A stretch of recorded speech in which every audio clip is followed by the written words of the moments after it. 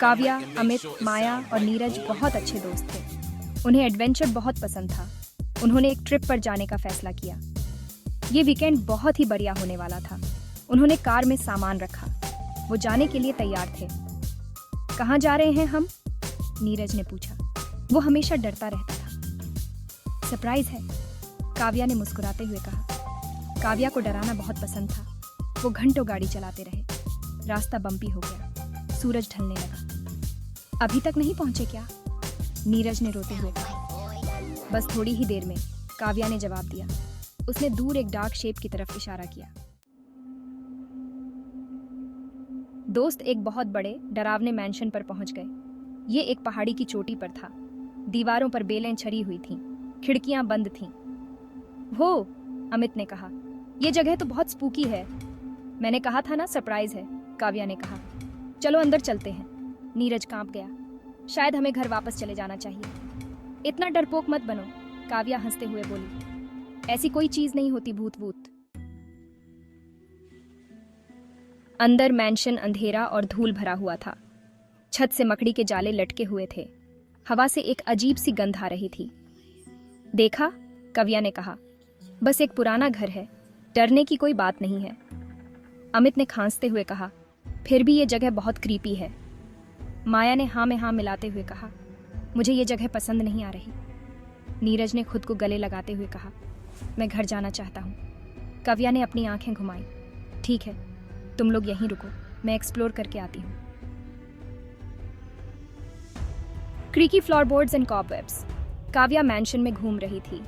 वो हर कमरे में झांक रही थी। हर कमरा पुराने फर्नीचर और अजीब चीजों से भरा हुआ था। उसे चर्र चर्र की आवाजें सुनाई दे रही थीं, लेकिन वो डरी हुई नहीं थी। एक कमरे में उसे एक धूल भरी हुई पुरानी किताब मिली। ये बहुत पुरानी लग रही थी। उसने उसे खोला। उसके पन्ने अजीब सिंबल्स और लिखावट से भरे हुए थे। काव्या उसे पियाच नहीं पाई, लेकिन उसे अपनी रीढ़ की हड्डी में ठंडक महसूस हुई। उसने जल्दी से किताब बंद कर दी। उसने अपने दोस्तों को ढूंढने का फैसला किया। A cold wind blows. Kavya ने अपने दोस्तों को मेन हॉल में पाया। वो सब एक साथ डरे हुए बैठे थे। क्या हुआ? काव्या ने पूछा। हमें एक आवाज सुनाई दी, अमित ने धीरे से कहा, जैसे कोई रो रहा हो। और खिड़कियां? माया ने कहा। वो जोर से बंद हो गईं, जबकि हवा भी नहीं चल रही है। नीरज कांप रहा था। मैंने कहा था ना, हमें चले जाना चाहिए। अचानक हॉल में एक ठंडी हवा चली। उनके द्वारा जलाई गई मोमबत्तियां बुझ गईं।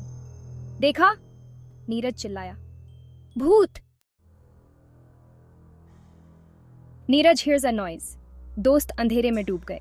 वो अपनी ही सांसें सुन सकते थे। वो अपने ही दिल की धड़कनें सुन सकते थे। मुझे डर लग रहा है, माया ने धीरे से कहा। मुझे भी, अमित ने स्वीकार किया। फिर उन्होंने उसे सुना।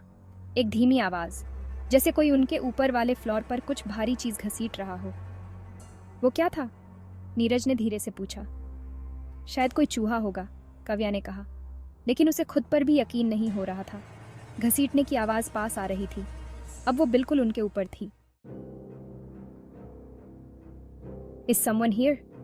दोस्तों ने छत की तरफ देखा। उन्होंने अपनी सांस रोक रखी थी। फिर एक जोरदार बैंग के साथ उनके ऊपर वाले कमरे में कुछ भारी चीज फ्लोर पर गिर गई। नीरज चिल्ला पड़ा। माया ने जोर से सांस ली। अमित पीछे हट गए। काव्या भी चौंक गई। ठीक है, काव्या ने कहा। उसकी आवाज कांप रही थी। शायद ये जगह थोड़ी क्रीपी है। अचानक उन्हें फुटस्टेप्स सुनाई दिए। भारी फुटस्टेप्स सीढ़ियों से नीचे आ रहे थे। कोई आ रहा था।